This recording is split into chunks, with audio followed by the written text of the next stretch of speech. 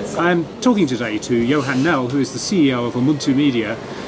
Johan, what does Umuntu Media do? So I always ask myself this question, and with all these ideas that we have, I always have to tick one box. And if I can tick the local content and the Africa box, then I know we know what we're doing and we continue with the project. So we publishers, we passionate media guys, we love Africa, we love technology, and we just see a huge gap in Africa for local content. And everything that we do, whether it's portals or our journalists that we employ on the ground or new technology platforms that we build, it's all about creating local content that's relevant for people.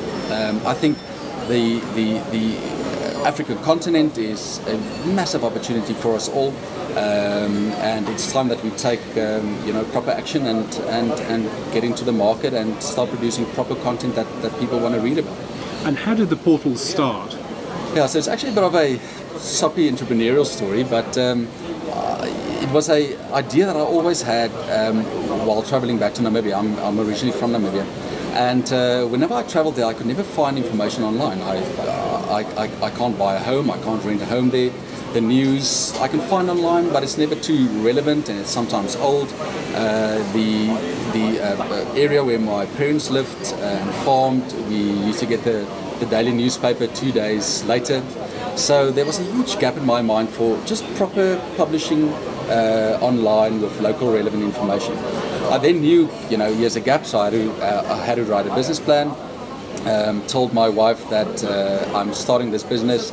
I'm selling my home while she was pregnant, so it was a tough time at the Nels family to convince her to do that. But I just believed in what we want to do. So that's the short story of. And then you launched a portal. Yeah. Then we launched Namibia. It's where I'm from. And we launched that on a December holiday while everyone was at the beach and having holidays. I was sitting around a computer with a lot of coffee and writing content, aggregating content, and getting the site to launch. The interesting thing that we saw is that within 2 months of us being live, and it's literally me and a freelance journalist in Namibia and loads of coffee, that we actually became very popular. And that we took on huge media organizations that's been around for ages and ages that I grew up with. So something told me that you're doing something right. So in terms of traffic, what was very popular? So you have to understand, and I always have to tell you this, that Namibia only has 120,000 people online. And we were generating just under about 30,000 uniques a month. So about a third of that. About a third of that within 2.5 months of being live. And for me, that was a good sign that we're doing something right. And so how did you get from that to all the other portals you... Yeah, so then I found great partners at eVentures Africa, Vincent and Brian. They truly believed in what we were doing. And they said, right, Namibia is a very small market, let's take this idea and make it huge. And they helped me with funding, they invested in the company. And today we're live with 6 portals. We do 2 in Portuguese, which is a really big challenge, but we love challenges. Angola and Mozambique. Yeah, Angola and Mozambique. So everything on that side is Portuguese. I understand nothing, so I just trust the people that we employ there to do it. And our plan is to be live with 12 sites by end of March this year. So we're launching 6 more in 2 months.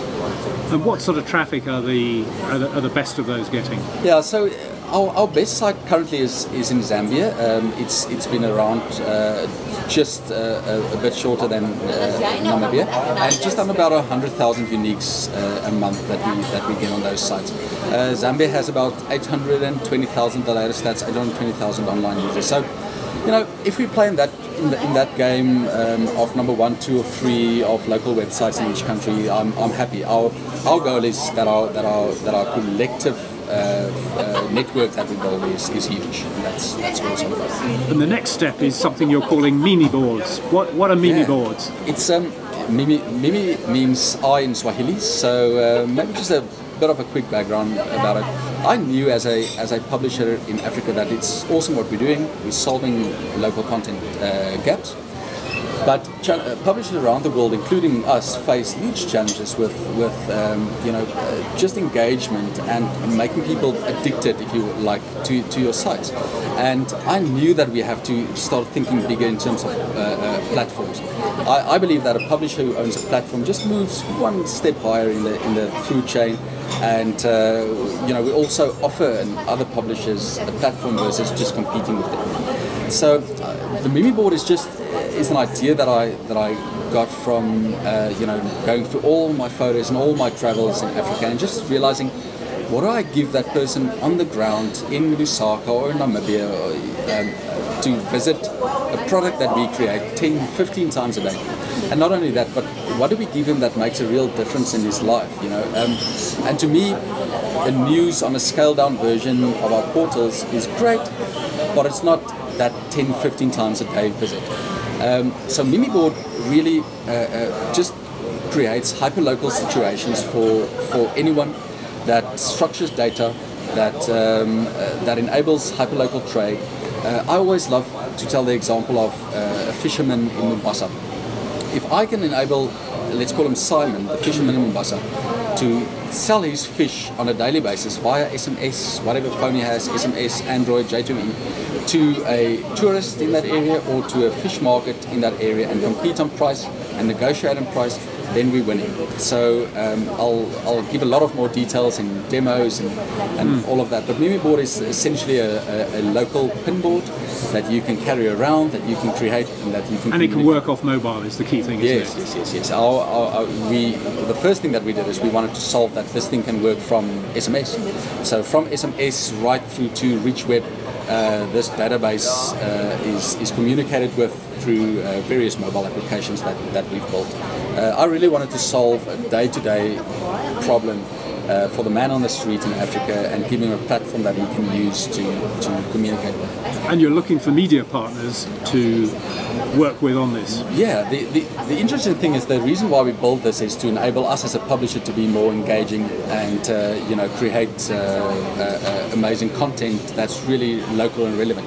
So we've built a system that anyone, including us as a media organization, can create any number of meme boards they want and simply embed this into their website.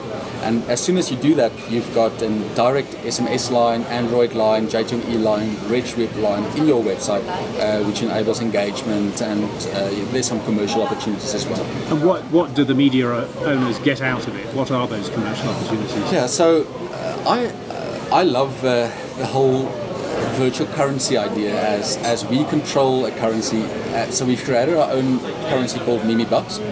And if a publisher installs Mimiboard on their portals or on their website, they enable local engagement. So someone can SMS in the traffic problem, in the corner of Strand Street in South Africa, and the publisher will immediately get that.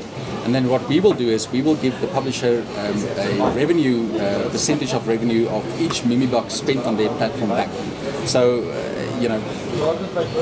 I guess the reason why we're doing is I love publishing and I love the media, and I just think it's time that publishers get, proper tools to get engagement back into their hands, and offer them ways to make money as well from it. So that's our plan. Johan, thanks for talking to me today. Perfect.